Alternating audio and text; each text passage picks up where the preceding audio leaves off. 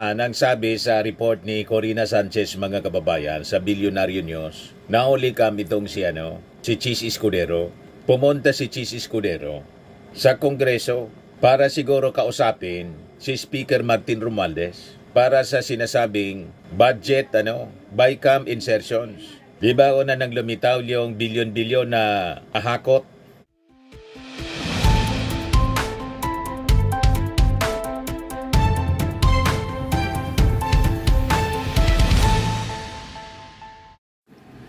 Hello po mga kababayan, si Dante Maravillas, Bicolano vlogger, broadcast journalist from Albay. O ngayon, gusto kong pag-usapan natin ito mga kababayan na balita ngayon sa Philippine Daily Inquirer. Yan po, Soto Lacson seek investigation into scandalous bycam insertions, pork barrel in 2025 budget. Tapos, magkakaalaman na mga kababayan kasi nabanggit din ito sa SONA. Kahapon mga kababayan ng ating Pangulong Bongbong Marcos. Bobosisiin niya yung lahat. Kung kailangan mga kababayan na reenacted budget, yun na lang ang gagawin ng ating Pangulo. Hindi lang siya malusutan ng mga budget insertions na ginagawa sa Kongreso through the bycam. Kasi aminado yung ating Pangulong Bongbong Marcos na massive ang korupsyon lalo na po sa mga flood control projects. Kaya nga po, ipapareview niya yung mga flood control projects na inimplement ng kanyang administrasyon at saka yung previous administration. Yan sabi ni Executive Secretary Lucas Bersamin. Bersamin says the investigation into flood control projects also covers the previous administration. I think yung Quadcom, ito ngayon ang magiging sentro ng kanilang investigasyon sa pagsimula ng 20th Congress. So magkakaalaman na rito yung mga DDS na hanap ng hanap, nasaan na yung mga flood control projects. Mas marami po yung flood control projects ng previous administration. Diba? O ngayon, balikan natin muna yung sabi ni Senator Soto at Ping Lacson na magsasagawa sila ng investigation into scandalous bycam insertions, pork barrel in the 2025 budget, warning that the scale and secrecy of the amendments point to a malalang pork barrel.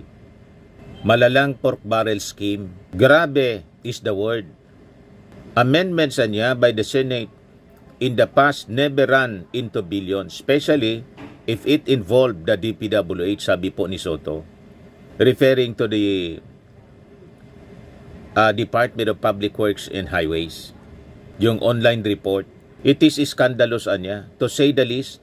More so, when these amendments came from cuts from the Department of Education and DOH, we will surely look into it and investigate.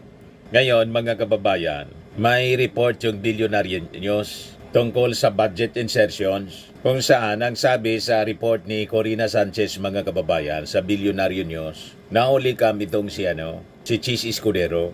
Pumunta si Chis Escudero sa Kongreso para siguro kausapin si Speaker Martin Romualdez para sa sinasabing budget bycam insertions. Di ba una nang lumitaw yung bilyon-bilyon na ahakot ang ilang mga senador, tulad ni mismo si Chis Escudero, saka si Joel Villanueva. Ito, pakinggan natin yung report ng Billionaire News, si Corina Sanchez. Mas tumindi pa ang espekulasyon sa umano'y budget insertions ni SP Chis. Nahuli kam kasi ang kanyang pagbisita sa Kamara not once but twice sa kasagsagan ng bycam deliberations sa 2025 budget. Ang detalye sa agenda report ni Dexter Ganibe, live na gulat mula sa Batasang Pambansa. Dexter, so ano na ang latest dito sa tinaguri ang ham and cheese insertions? Ham and cheese insertions? Corina, mukhang hindi natatagal ang ham and cheese na breakfast o merienda sa Senado dahil ang sunog, kahit takluban mo man ng malaking planggana, sisingaw at sisingaw pa rin ang usok nito. Sumingaw? Hahamakin ng lahat, makamit lang ang minimiti. Isang kasabihan na naging gabay ng ilan para magtagumpay sa buhay.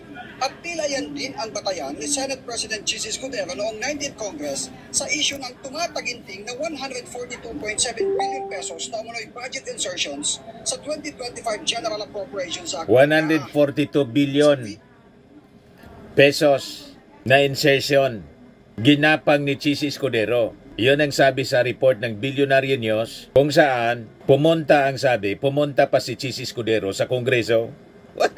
Yan sinasabi natin, nothing concealed which shall not be revealed or hidden which shall not be made known. Ngayon, si Tito Sen saka si Ping Lacson magsasagawa na po ng investigasyon dito. Malamang mapipilitan si Chis Escudero na bumaba as Senate President. Nangangalisaw na po, mga kababayan. Another karma ito. Diba? Tamakin ng lahat, makamit lang ang minimiti. Isang kasabihan na naging gabay ng ilan para magtagumpay sa buhay. At tila yan din ang batayan ni Senate President Jesus Escudero noong 19th Congress sa issue ng tumataginting na 142.7 billion pesos na umano'y budget insertions sa 2025 General Appropriations Act o GAA. Sa video na nakuha ng Politico.com mula sa security footage ng Batasang Pambansa, makikita si SP Cheese sa North Wing hallway papasok sa tanggapan ni House Speaker Martin Romualdez. Naka-rubber shoes siya, noong pants at printed shirt. Ang oras, pasado 2:00 ng hapon. Ang petsa, November 30. Bonifacio Day, holiday. Nasundan ito ng isa pang pagbisita sa House. Not Ang once unang but pagbisita twice. Nangyari 2 araw matapos simulan ang Bicameral Conference Committee para sa GAA. Wala pang Senate President sa kasaysayan ang bumisita sa House sa kasagsagan ng BICAM deliberations ng national budget, partikular sa panahon ng pag-reconcile ng mga magkaibang provision ng kanilang bersyon. Naaprobahan ng BICAM ang national budget noong December 11, 2024.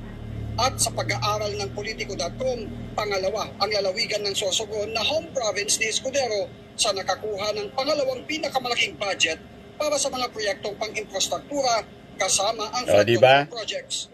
Nagkakahalaga ito ng 9.1 billion pesos. 9.1 billion pesos. Ang 142.7 billion pesos na umano'y budget insertions ay napunta sa palwarte ng kaalyado ni SP Cheese na si Joel Villanueva, ang you see? lalawigan ng Bulacan. Magkakasabwat, mga kababayan. Para kay Senator Loren Ligarda, kailangang mapag-usapan ito bago masimulan ang pagbusisi ng 2026 national budget. It is important before we Booking, mga kababayan. to the NEP of 2026, we have to exercise naiskandalo kayo ngayon. oversight on the GAA of 2025. Meaning, suriin natin sa nagkamali, sa nagpagkukulang, sa ang mali. So yan po ang report, mga kababayan ng Billionaire News. Kaya magsasagawa po ng investigasyon. Kahit yung ating Pangulong Bongbong Marcos, kumbinsido, may mga ginawang salamangka, mga kababayan. Sabi ni Tito Sen, masyado na anyang iskandaloso ito. Sa isang interview, sinabi po ni Soto that the circumstances were so alarming.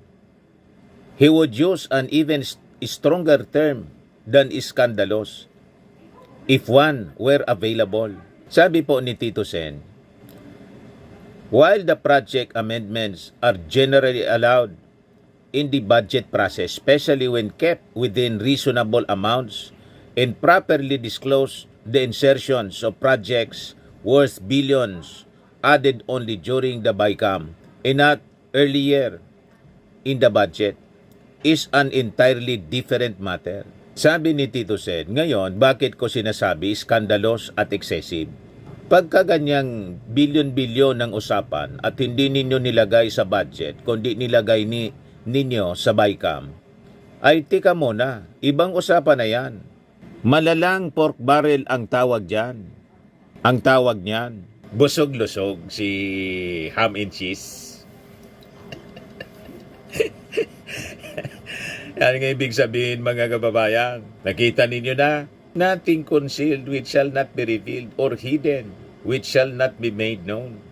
The former Senate President was responding to growing scrutiny over the 142.7 billion pesos in so-called BICAM insertions, flagged by Vera Files, which obtained and published a 103-page document outlining last-minute amendments. These amendments allegedly introduced during the bicameral conference committee process, reportedly led by Senate President Francis Chis Escudero, channeled billions of pesos into flood control and infrastructure projects, particularly in Sorsogon, Escudero home province, as well as in Bulacan, the bailiwick of his ally Senator Joel Villanueva, in Davao, the home turfs of Senators Bongo in Bato de la Rosa. Nagsabuatan sila, mga kababayan. Sino ang beneficiary sa pagsasabuatan nila? Umayos kayo. Si Joel Villanueva, kaya magkakakampi sila, mga kababayan. Si Bongo, saka si Bato de la Rosa, di sumingaw na.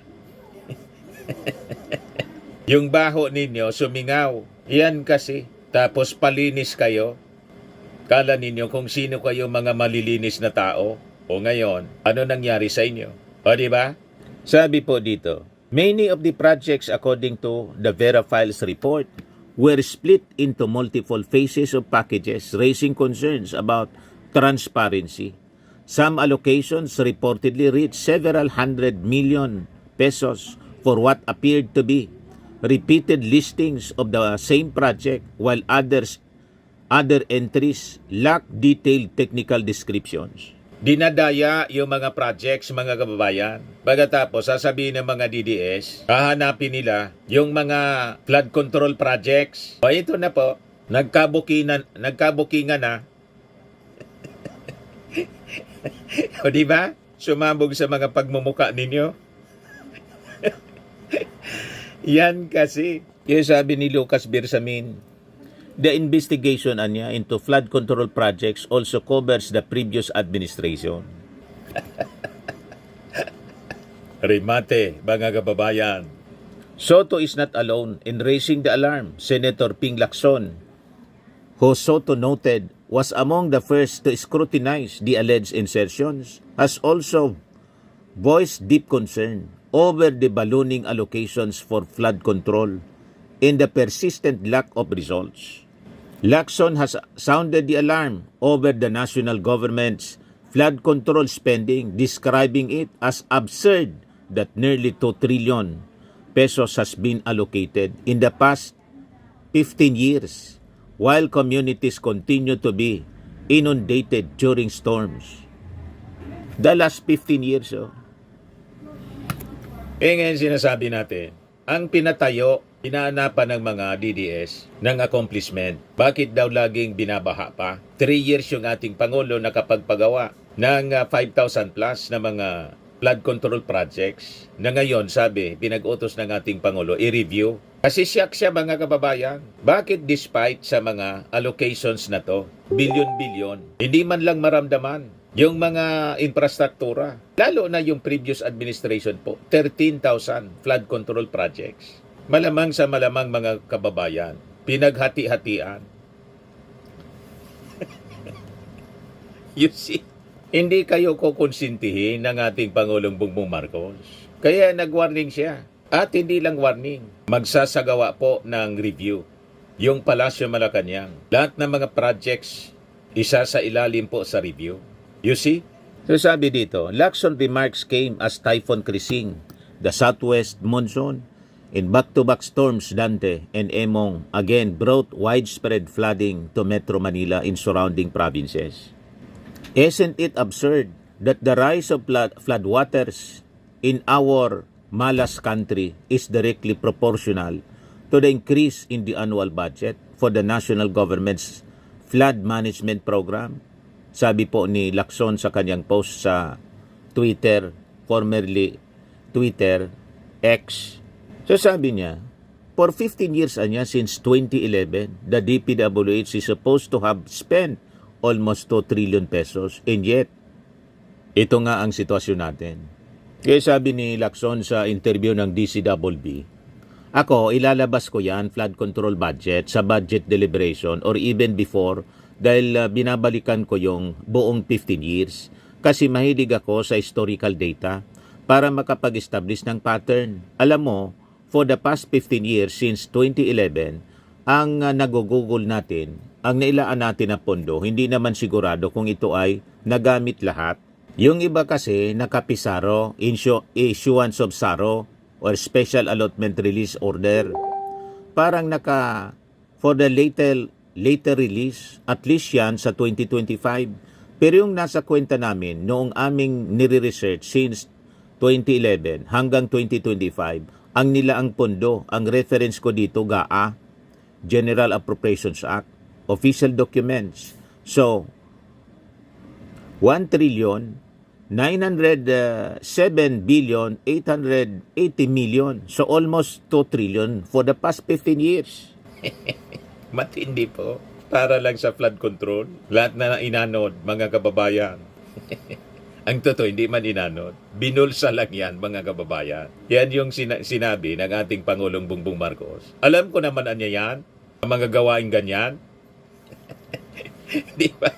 Lacson pointed out that the national budget for flood control has grown dramatically from just 11 billion in 2011 during the Aquino administration to over 100 billion by 2018, panahon ni Digong, and then rising further to 280 billion in 2023, panahon na ng ating Pangulo, 349 billion in 2024, and 346 billion in 2025. Kaya sabi niya, bakit directly proportional ang pagtaas ng flood water sa pundong nilalaan natin para sa flood control? Parang isang paradox, irony Para bang absurd na tika, hindi ba dapat bumababa yung floodwaters? Hindi nagra-rise dahil naglaan na tayo ng mas malalaking pondo. Bakit directly proportional? Pataas ng pataas yung budget sa flood control, pataas ng pataas din yung baha. Imbis bumaba yung baha, tumaas pa. Tumaas kasi yung korupsyon. You see, parang something is very wrong, di ba? Kung di man sa management, baka sa planning, baka sa polisiya. Yan o. Matindi, mga kababayan. Lacson clarified that these amounts cover only the allocations for the Department of Public Works and Highways and do not include the separate flood control funds managed by the MMDA for Metro Manila. Kaya talagang itatalakay ko ito kung hindi man sa privilege speech o sigurado at least sa budget deliberation. Pag natalakay na yung budget ng DPWH or even sa DBCC or Development Budget Coordination Committee general principles. As about accountability, sabi po ni Ping Lacson, the first agency niya that should be scrutinized ay yung DPWH since its personnel have remained in place across different administrations. He stressed that it is important for the DPWH to account for where the funds actually went rather than simply pointing to previous officials. To illustrate his point, Lacson said, he even calculated how the massive daily spending on flood control could have been used. Kung 348 million a day ang nilalaan na pondo para sa baha sa flood control, nag-research ako magkano ba ang cutter suction dredger or dredging machine. Yung mid-size na dredging machine, ang presyo niyan is between 1.8 million and $8 million. Kaya palaan niya natin bumili ng isang dredging machine araw-araw at may sobrang 65 million pesos. Katakot-takot na dredging machine yan. Dapat wala na tayong baha kung sa dredging lang natin daanin. Kaya sabi ni Lacson, baka kasi yung 2 trillion na yon, baka yung 1 trillion noon napunta sa bulsa ng kung sino-sino.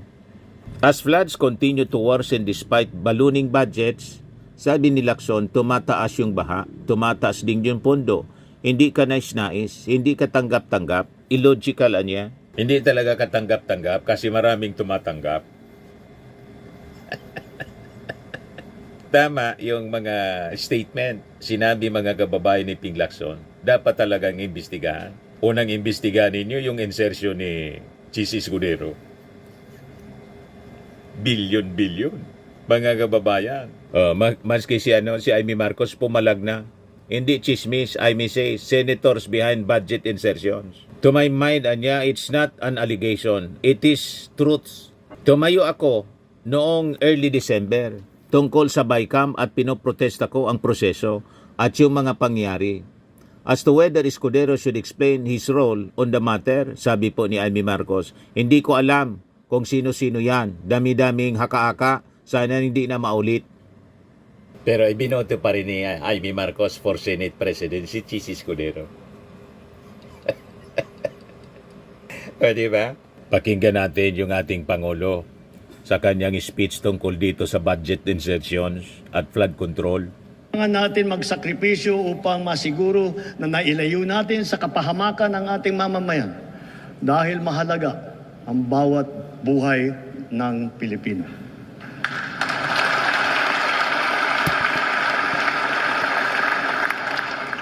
Kamakailan lamang, nag-inspeksyon ako sa naging epekto ng habagat ng bagyong Krising, Dante at Emong. Kitang-kita ko na maraming proyekto para sa flood control ay palpak. Palpak At yung iba, at gumuho, guni.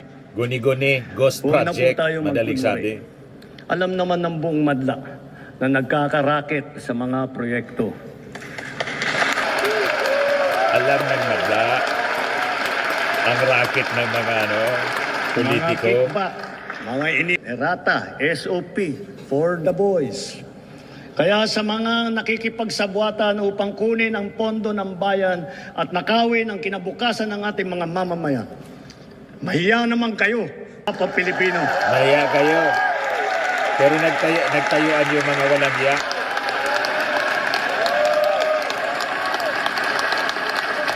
Mahiya naman kayo sa mga kabahayan nating naanod o nalubog sa mga pagbaha.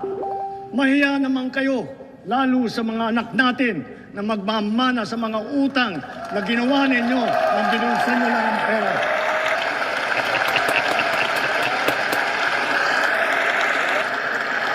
Nagtayuan.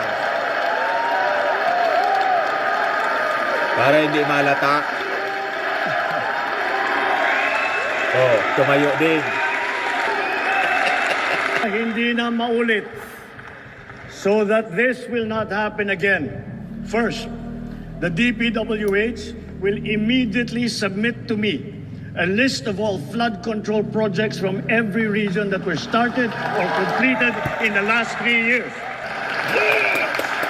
The last Second, 3 years. The Regional Pero Project Monitoring Committee shall ang sabi examine ni, that list of projects. ang sabi ni Bersamin, kasama yung previous administration. Pero ang binanggit ng ating Pangulo, for the last 3 years. Bersamin says, the investigation into flood control projects also covers the previous administration. Para magkaalaman na. Kasi mas marami po yung pinagawa ng previous administration na flood control projects. Di ba? 13,000. Asa na yon? Inanod na lahat? Ay mga didi, sinanapan yung ating Pangulo. Asa nang yung 5,500 na flood control projects papaimbestiga ng ating Pangulo? Kasi alam niya, maraming projects ang drawing lang. You see? Aminado siya. Kaya i-review niya. Ipapareview niya mga kababayan.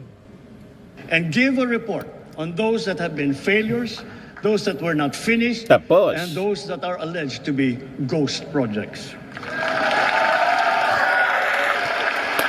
ayos. Remate. And third, we will publish this list. Very good.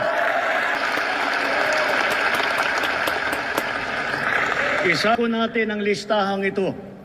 Kaya ang publiko na saksi sa mga proyektong ito ay malayang suriin ang listahan at magbahagi ng kanilang nalalaman para makatulong sa ating imbestigasyon. Transparency po. Magiging very transparent. At the same, there will be an audit and performance review regarding these projects to check, to make sure, and to know how your money was spent. Ayos na ayos. Sa mga susunod na buwan, makakasuhan ang lahat ng mga lalabas na may sala mula sa investigasyon, pati na ang mga kasabwat na kontratista sa buong bansa. Tapos, Kailangan malaman ng taong bayan ang buong katotohanan. Kailangang may managot sa naging matinding pinsala at katiwalian.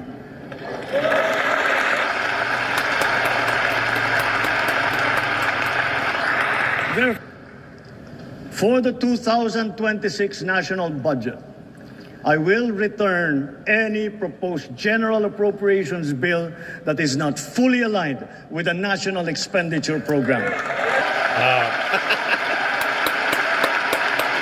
tapos,